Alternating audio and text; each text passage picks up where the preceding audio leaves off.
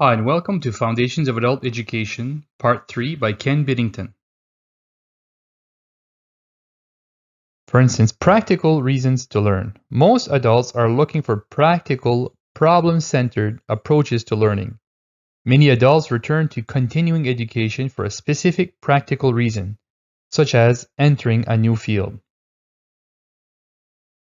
Knowles' theory can be stated with 6 assumptions related to the motivation of adult learning. The first one, the need to know. Adults need to know the reasons for learning something. The second one, foundation. Experience, including errors, provides the basis for learning activities. Self-concept. Adults need to be responsible for their decisions on education. Involvement in the planning and evaluation of their instruction. Readiness. Adults are most interested in learning subjects having immediate relevance to their work or personal lives. And orientation. Adult learning is problem-centered rather than content-oriented. And lastly, motivation. Adults respond better to internal versus external motivators. Now we're going to look at these a bit more in depth. Now let's consider the first one, need to know. Adults need to know the reason for learning something. Now, if you're an adult educator, you've probably heard this before. Why are we learning this? I don't see why we're learning this. I'll never use this in my life. An adult learner needs to know why he's learning what he's learning. Now let's consider the second one, past learning experience, or otherwise foundation. Adults have a vast array of experiences to draw on as they learn, as opposed to children who are in the process of gaining new experiences. In addition to a maturing self-confidence, adults build an increasing reservoir of experience. This increasing experience becomes a deepening resource for their learning. Children, on the other hand, have very little experience and must rely on the experience of others to learn. In other words, as children mature into adults and gain more experience, certain things become intuitive. Their experience allows them to intuit things that they never would have understood previously.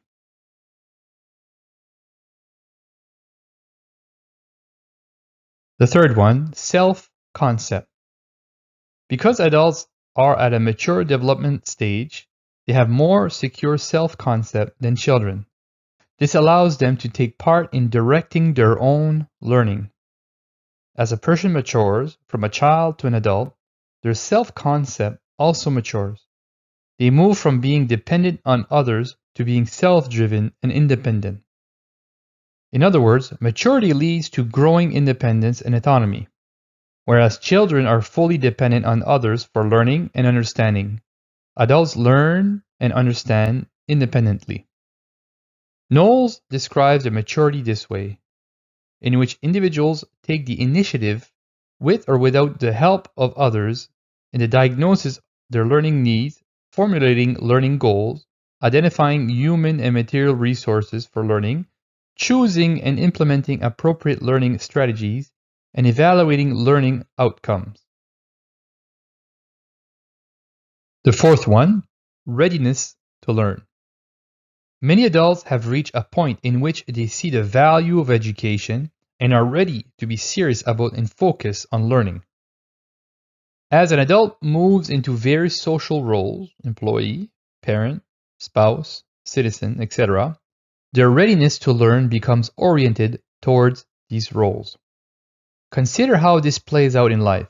As an adult moves into the workforce, they must orient their learning towards the skills necessary for their job.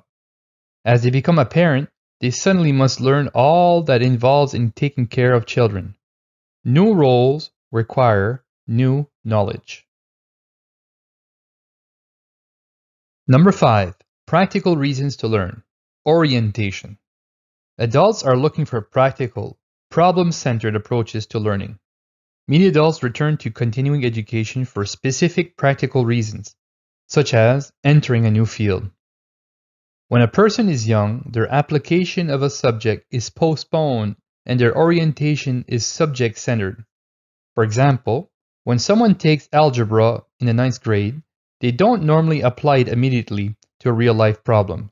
They must wait until they're older and encounter a need for algebra. As a person matures, their application of learning becomes immediate and more problem-centered. Adults encounter problems, learn how to solve those problems, and then immediately apply their knowledge to those problems. Number 6. Driven by internal motivations. While many children are driven by external motivators, such as punishment if they get bad grades or rewards if they get good grades, adults are more internally motivated. Example of internal motivation, self-esteem. A child's motivation to learn is typically external. They are required to go to school and will encounter externally enforced consequences if they don't. This changes as they mature into adults. Adults are motivated to learn internally. They want to grow in self-development. The desire to move up the career ladder and need to acquire new skills. They find themselves facing an unfamiliar problem and need to find a solution. Instead of having education forced on them, adults actually pursue education. In 1994, Knowles suggested 4 principles that are applied to adult learning. Adults need to be involved in the planning and evaluation of their instruction. Experience, including mistakes, provide the basis for their learning activities. Adults are more interested in learning subjects that have immediate relevance and impact to their jobs or personal life. And adult learning is problem-centered rather than content-oriented. What outcomes should andragogy produce? According to Knowles, adult education should always produce at least 6 outcomes. Outcome number 1, a mature understanding of oneself. Proper adult education helps adults understand themselves clearly and objectively. They learn to grasp their motivations, needs, interests, goals, and capacities. As they grow in self-understanding, adults should also increase in self-respect and a passion for continuing growth. Outcome number 2, acceptance, respect, and love towards others. In addition to increasing self-respect and love, andragogy should lead adults to increasingly accept, respect, and love others. There must be a keen understanding of the difference between people and ideas. This understanding will give adults the power to thinking critically about ideas without attacking or threatening the people who hold them. Outcome number 3, a fluid and dynamic attitude towards life. Every experience is a new opportunity for adults to learn. Additionally, people are always changing, which adults must learn to accept and even embrace.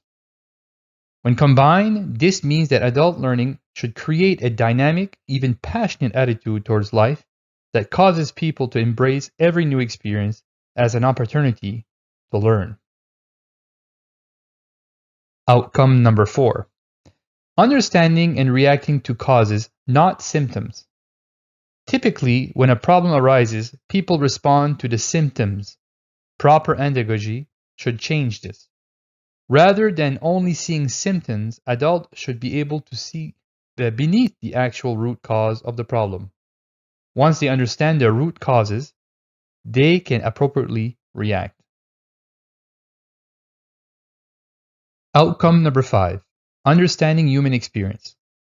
Everyone tends towards recency bias. In other words, people tend to assume that modern equals better and to ignore the past. Andragogy creates a perspective shift. It teaches people to understand, appreciate, and share the ideas, experience, and traditions of the past. Rather than denigrating the past as irrelevant, it highlights as it is as essential. Outcome number 6, understanding of and ability to change society. Living in a democracy requires that adults be able to understand society they live in and bring about effective change.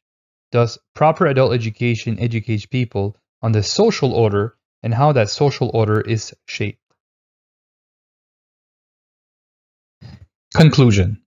Malcolm Knowles played a key role in shaping adult education.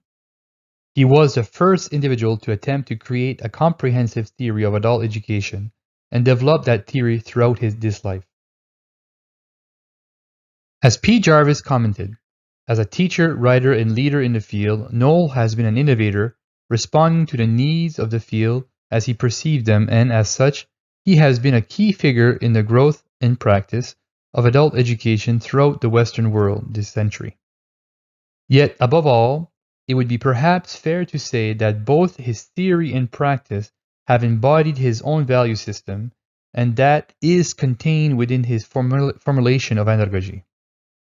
While the practices of adult education have certainly shifted in the years since Knowles, many of his underlying assumptions still remain in place. For that, the world owes him a debt of gratitude.